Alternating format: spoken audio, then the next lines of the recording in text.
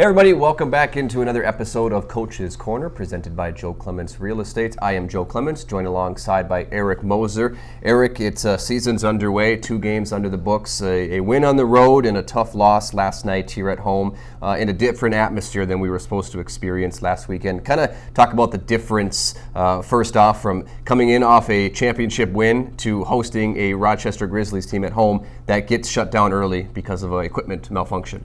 Yeah, obviously we were super excited to have the old championship ceremony on home ice last Saturday. Yep. The place was stuffed. Tons of fans here. Excited to see the ring ceremony and the dropping of the banner. And we had a little malfunction with the Zamboni. Stuff happens, but at the end of the day, show goes on. Yep. So we kind of picked up where we left off last night.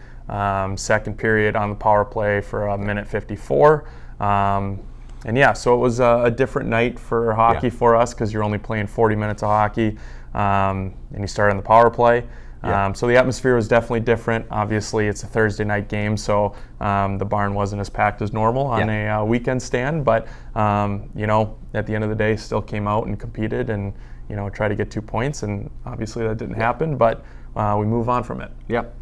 You are in one of the rare situations here in this league, a good kind of rare. You and DJ Vold both winners of a championship as a coach and as a player. So let's backtrack a little bit to talk about that. You in your 6th year, I do believe, here coaching for Granite City, of course, a former player here. Kind of talk about the difference in emotions. We didn't really get to talk about that on camera anyway. As everybody's seen from Durr's media, the video from the championship win, how your reaction and DJ's were. Kind of just go back and explain how it felt to win it as a coach and as a player, and which one, if you can answer this, which one did you enjoy more?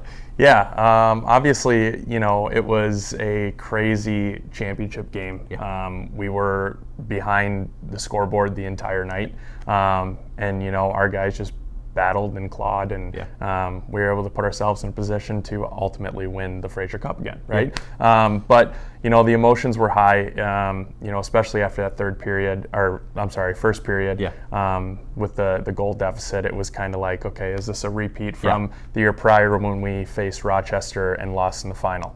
But we just kept the positivity high in the locker room, and our guys did their job, and they never quit. And so the emotion of not only getting back to the Fraser Cup, the round robin games, that's a huge emotion because, it's 47 regular season games and 2 playoff series to even get to St. Louis. Yeah. So just being able to be down there and compete is huge for us. But, to be in that final game again, emotions run high, and you're doing everything you can and try to outwill your opponent to win.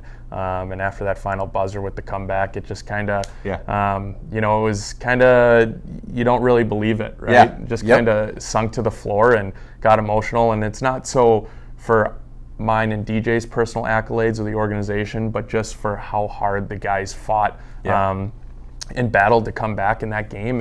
And at the end of the day, it's a testament to the entire season and how hard they worked, and they deserved to win that game, and they were able to go out and do it. So the emotions obviously were high there, and you don't really know what to think or how to feel. It just kind of hits you, and you just go with how you feel, right? So that's where that came from. But I would say definitely winning it as a coach is a lot more rewarding, just because you're on the ice with these guys every day, and you're trying to put these puzzle pieces together, right? Yeah. It's almost like the beginning of the year, you get dealt a puzzle with no blueprint on how to put it together, and it's your job to kind of figure out where the pieces fit and where they fall, and how to create this big picture and masterpiece, and to be able to finally reach that peak and do that as a coach, that's kind of where it was rewarding for myself, is being able to help these guys, achieve the ultimate goal, and that's to win a championship every single year.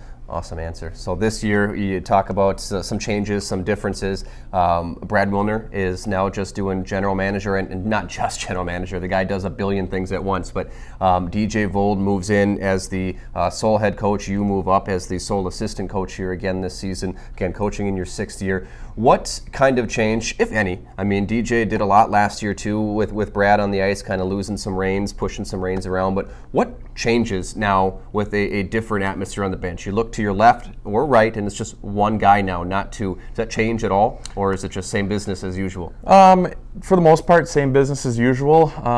It just gives me a bigger opportunity to have a bigger voice and a bigger role, right? Because, from 3 down to 2, you don't want, the saying, too many cooks in the kitchen, right? Yeah. We'll use that one. You don't want too many voices firing at once, because that's 3 different angles that guys are hearing from. So now that it's just two of us, and we're the ones giving them the input and the feedback, it's a little bit more direct to the point with these guys. Okay. And, the beautiful thing with the staff when it was me, DJ, and Brad is we're all on the same page. Yep. We can always pick up when the other one's not there. And, it's the same thing for me and DJ this year. I played for DJ. I've coached with DJ for a handful of seasons now. So him and I, it's kind of a little bit of a 1A, 1B with our philosophy and the way that we coach and teach these guys. So it's super easy to kind of get back into the transition of just being 2 guys on the bench. But yeah, I mean, taking a bigger role, doing a little bit more of the off-ice stuff, taking care of travel, and doing a little bit more to prepare myself for, potentially the next level of coaching. Well, I love that as well. Tonight, you start preparing here as we're sitting in this locker room. Sweaters are up, everything is out, perfect. I mean, that is the Granite City way.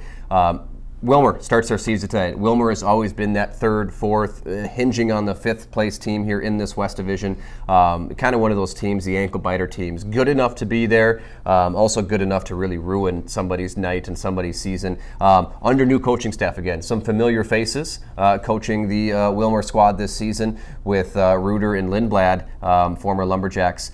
Kind of talk about the preparation with a Wilmer, knowing that they skate differently than the other teams in this West Division. Yeah, obviously it's their first game. We do a lot of film from post games on the weekend at the beginning of the week, and we do a lot of pre-scouting going into our next opponent for the weekend. Obviously, we don't have the luxury of doing pre-scouting on Wilmer, but the good thing is they've been in our division for as long as I've been around, and their coaching, they do a really good job of getting the best out of their players in the sense of they play hard. They come at you hard, they finish their checks, and they're not afraid to go to the dirty areas and stir things up. So we've done our best this week to prepare our guys for any situation. After the whistle, they like to muck it up, but that's junior hockey. They play a really good, hard junior hockey style of game, and that's why it's super fun to play these guys, because every time you have a matchup against the Warhawks, you have to come ready to compete and play like men every single night for 60 minutes. So we're excited for tonight, and it's going to be a battle. Awesome. It is going to be a battle. You'll catch it right here on NAHL TV, 7:30 puck drop. That'll do it here from Coach's Corner. Thanks so much to Eric Moser. The show is presented by Joe Clemence Real Estate. Nice swag, Eric. We appreciate you hanging out. We're going to do this every single week. We will have some fun on the road, too, as Granite City will travel next weekend to the Milwaukee area. It's going to be a blast going somewhere we have not been yet before. So that'll do it tonight. Puck drop 7:30 is coming up next right here from the Miller Buick GMC Arena. We'll catch you next time.